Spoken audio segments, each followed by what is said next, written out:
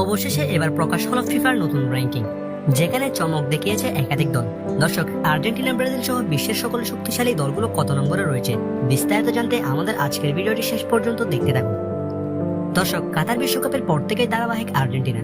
যদিও বছরের শেষ আন্তর্জাতিক ফুটবলের সূচিতে প্রত্যাশিত সাফল্য পায়নি মেসিরা, তারপরও ফিফার র্যাঙ্কিং এর শীর্ষস্থান থেকে বছর শেষ করতে যাচ্ছে আলবিসেলেস্তেরা।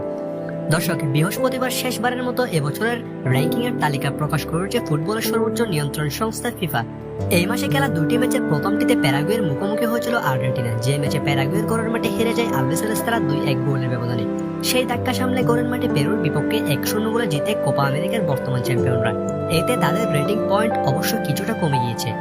তালিকায় ফ্রান্স আছে 2 নম্বরে। নিজেদের সবশেষ 2 ম্যাচে বড় জয় পাওয়া স্পেন এবং ইংল্যান্ডের পয়েন্ট কিছুটা বেড়েছে, যথাক্রমে পরের দুটি স্থানে আছে দলটি।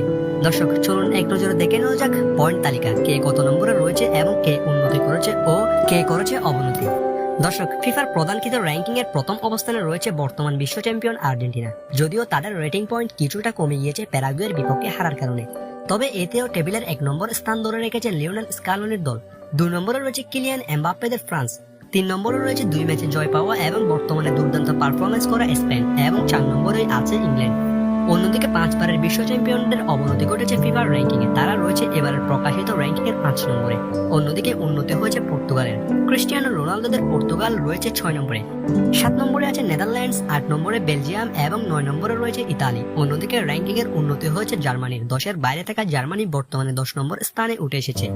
প্যারাগুয়ের বিপক্ষে হার এবং ভেনেজুয়েলার বিপক্ষে গত বাছাই পর্বের ম্যাচগুলোতে ড্র এবং হারলেও আর্জেন্টিনার টেবিলের 1 নম্বর স্থান এখনো পর্যন্ত ধরে রেখেছে। যদিও আর্জেন্টিনা এবং ফ্রান্সের সাথে পয়েন্টের ব্যবধান খুব একটা বেশি নয়। আগামী ম্যাচে হারলে আর্জেন্টিনা চলে আসতে পারে 2 নম্বর অবস্থানে। দর্শক, ফিফার র্যাঙ্কিং নিয়ে আপনার কি মতামত এবং এদের মধ্যে আপনার প্রিয় দল কোনটি? কমেন্ট করে জানিয়ে দিন এখনই। আর ফুটবলের সকল খবরাখবর পেতে অবশ্যই চ্যানেলটি সাবস্ক্রাইব করে রাখুন।